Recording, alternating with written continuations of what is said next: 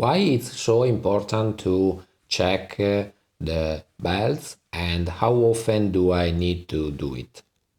It's fundamental to check the belts for two reasons. First of all, to see if the belt is overused or broken, so to change it. And the other one is to check if the belt is loose.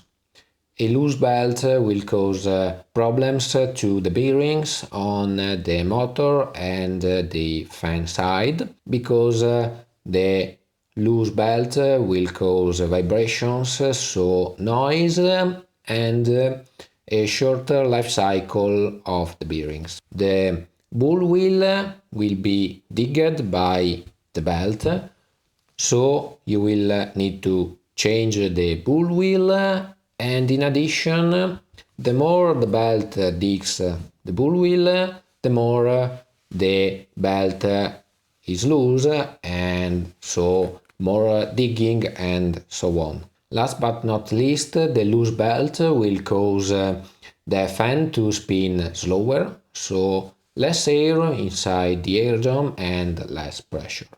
How often do I need to check my belts? Well, at least a few days before the air drum mounting, so to have time to change them if needed, and with the air drum mounted every 2 months.